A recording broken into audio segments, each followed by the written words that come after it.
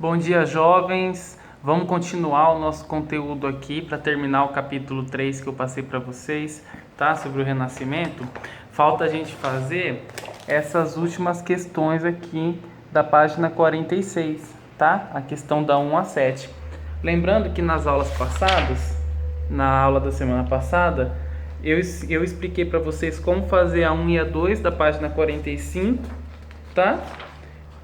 E aí expliquei aqui a questão da página 1 e a 2 da página 43, que vocês tinham que fazer também, tá bom? E eu acho que era só essas atividades, né? Ah, tá, e tem as 5 questões da página 39 que vocês também tinham que fazer. Tinha aqui também na página 37, tudo no caderno, tá? Hoje eu vou explicar para vocês as últimas 7 questões aqui do livro, tá? Começando pela primeira, quem quiser ler comigo lá, ele está perguntando o que significa o termo renascimento e por que ele é polêmico, tá? Lembrando que lá na Idade Média, a grande crítica dos nossos pensadores era o que ninguém dava importância à cultura greco-romana que havia antes da Igreja Católica tomar o poder ali de Roma. Então, os grandes filósofos, a filosofia, que era uma coisa que a igreja não gostava, porque era uma outra religião, era uma outra mitologia, eles vão renascer essa cultura, né? Essa cultura que tinha se perdido da Grécia e da Roma Antiga. Por isso que é renascimento. Agora, notem que ao falar isso, os artistas da época estão levando à tona a questão de que a Igreja Católica ignorou isso durante muito tempo, né? A Igreja Católica fica insatisfeita com essas declarações. E é por isso que esses caras não eram bem vistos. Agora, vale lembrar que todos eram religiosos, tá? Todos os grandes artistas do Renascimento, eles acreditavam em Deus, eles não eram ateus. Só que eles buscavam a verdade, né? Eles buscavam a reflexão, eles não aceitavam uma verdade estipulada pela igreja, tá bom? Então chama Renascimento porque realmente renasce a cultura grego-latina, né? Da Grécia e da Roma Antiga.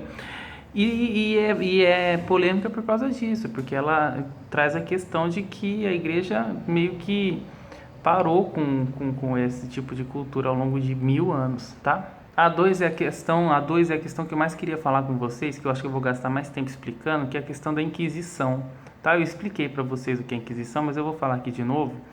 A Igreja Católica, ela perseguia as pessoas contrárias ao regime da Igreja Católica. E às vezes a pessoa nem era contrária ao regime da Igreja Católica, mas a Igreja Católica perseguia para servir de exemplo para os outros, tá?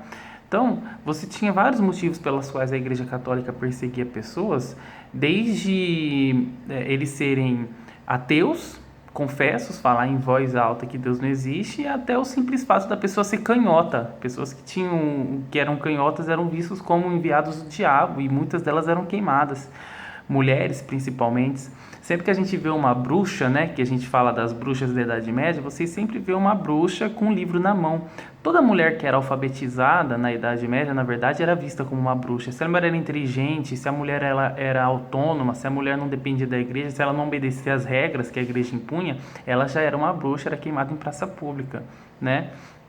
Isso vale para quem era confessamente ateu, né? Eu conto sempre a história, tem um livro muito famoso chamado Queijo e os Vermes, que conta a história de um ferreiro na Idade Média que ousou em voz alta para todo mundo dizer que Deus não existia, né? A Igreja Católica prendeu ele, como prendia muita gente, cientistas, né? A igreja prendeu o Galileu Galilei e deixou ele preso dentro de um castelo lá até ele morrer, porque ele dizia e provava que a Terra, na verdade, girava em torno do Sol, ao contrário do que todo mundo achava, de que era o Sol que girava em torno da Terra, né? Então a igreja perseguia. E essa história do queijo dos vermes é um ferreiro, um cara simples, pobre, e o autor pesquisou a vida dele, conseguiu descobrir lá. Esse cara foi preso e torturado, né? Teve seus membros arrancados em praça pública, sofreu tortura para todo mundo ouvir, gemeu e chorou de dor até morrer.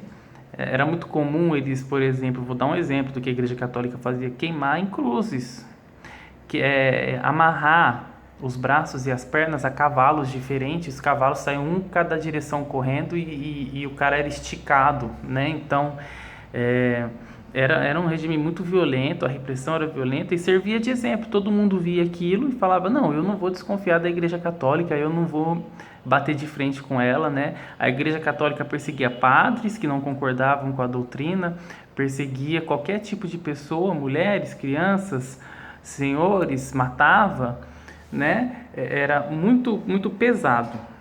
E aí a questão do livro, ela é muito boa. Eu quero que vocês respondam bem, tá? Quero que vocês pensem para responder, porque ela traz uma questão para você muito legal. Ela pergunta o seguinte: e se fosse você, se a igreja te pegasse e falasse para você ou mudar de ideia, ou ir morrer na cruz, queimado, ou com seus membros amputados, ou tendo machados, facas atravessando seu peito, sei lá, qualquer tortura aí que a igreja fizer, você mudaria de opinião para se manter vivo?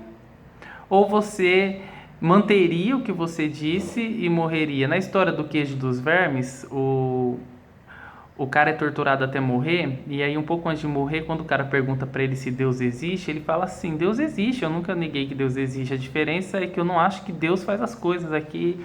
Aí o padre chega para ele e pergunta assim: mas então quem é que faz? Aí ele diz assim: olha, para mim o mundo é igual um queijo, e Deus fez o queijo e largou num canto, e nós somos os vermes que estamos aqui na terra consumindo esse queijo, destruindo ele até ele apodrecer completamente. Era essa a teoria do cara. E ele morreu, né? Morreu.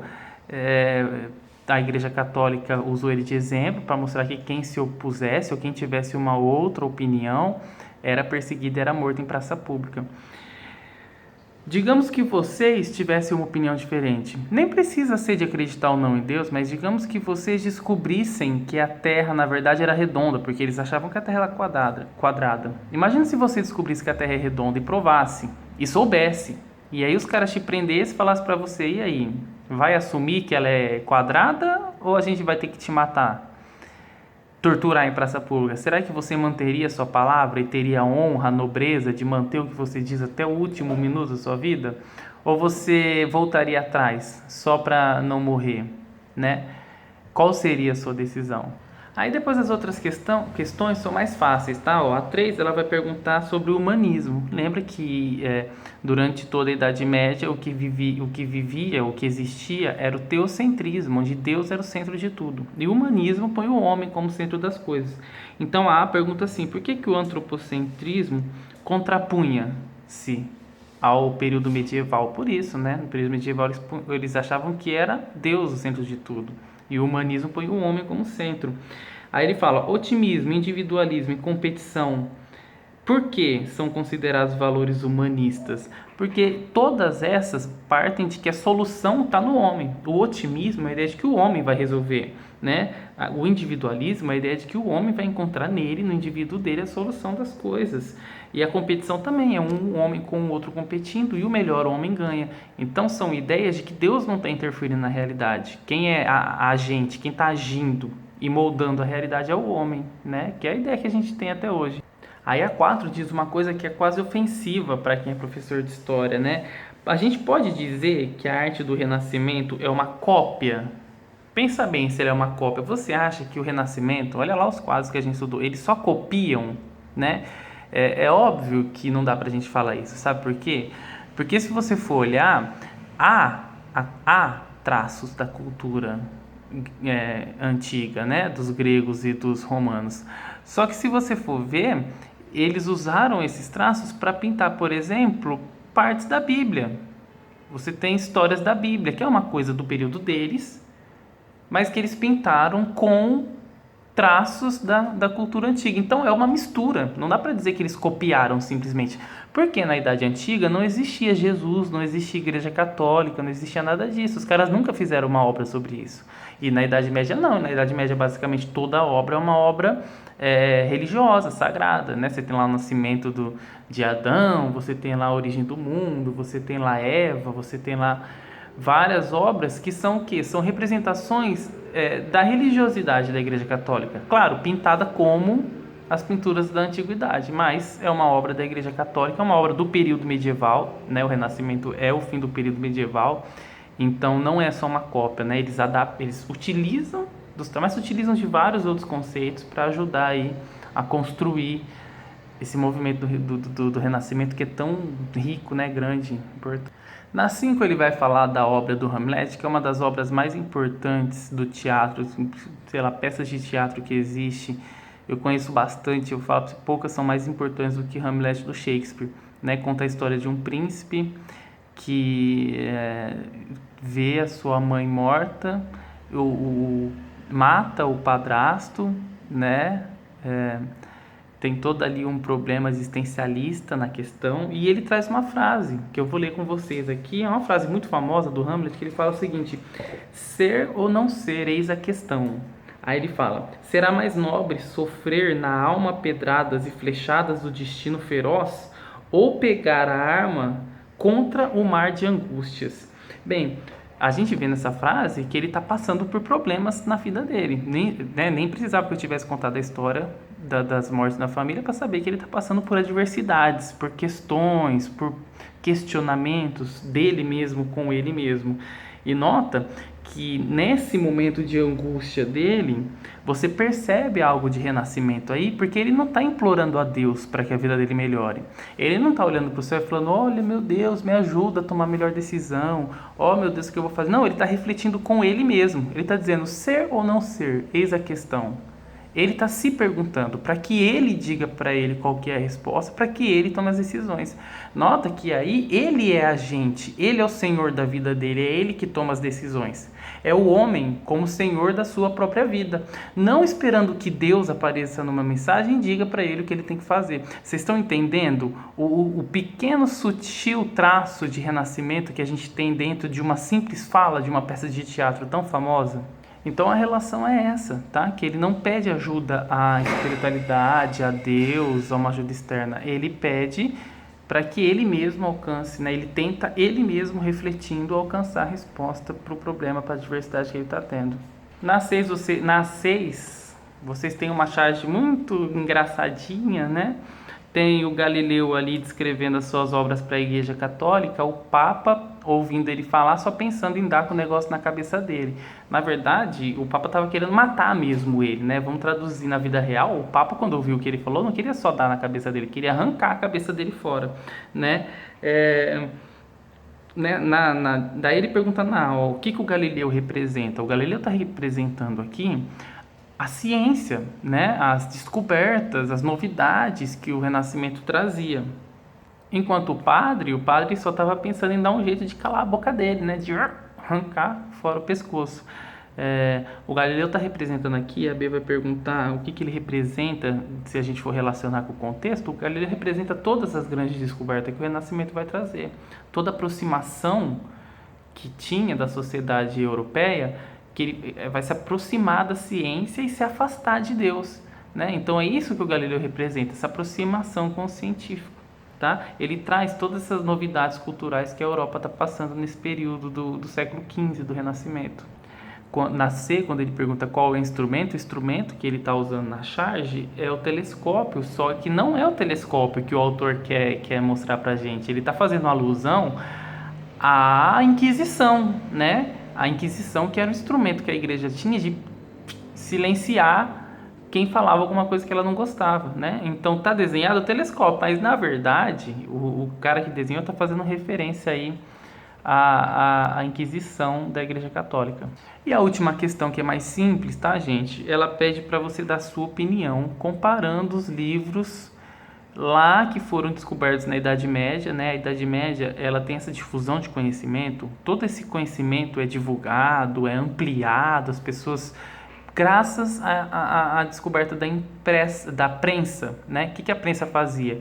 O que demorava 10 meses para um padre escrever, e só o padre podia escrever, porque só quem era membro do clero sabia ler e escrever, ninguém era alfabetizado na sociedade, não existia escola fora da igreja, só padres eram alfabetizados, então só padres podiam escrever livros. Então demorava anos para um padre escrever na mão um livro, né? Imagina eles escrever a Bíblia inteira, que é 5.000 páginas, e tinha os caras que viviam a vida deles inteirinha dentro do monastério, enfurnados embaixo do galpão lá, escrevendo sem parar. 5.000 páginas da Bíblia, né? Quando Gutenberg lá na Alemanha inventa a prensa, ninguém precisa escrever. Ele pega lá, prensa uma folha, prensa a mesma folha. E ele vai imprimindo várias vezes a mesma coisa. É legal porque isso facilitou a disseminar. É óbvio que a coisa mais impressa na época era a Bíblia. Até hoje, o livro mais vendido do mundo é a Bíblia.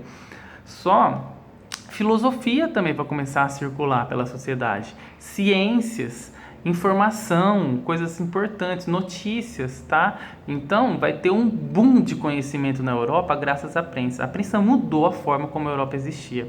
E mais do que isso, a prensa ela é uma descoberta da Alemanha. E se você for pensar, se você for perceber, a partir do momento que a gente vai estudando agora, você vai ver que todos os grandes pensadores são alemães, tá? O Einstein é o homem mais inteligente que existiu aí, é alemão, o Freud é alemão, o Nietzsche é alemão, o Marx é alemão. Você tem grandes pensadores alemães que são grandes mentes do cérebro, porque a sociedade alemã, ela foi a primeira a descobrir uma forma de difundir conhecimento, tá? Então, difundir conhecimento foi o segredo para essas sociedades evoluírem cientificamente.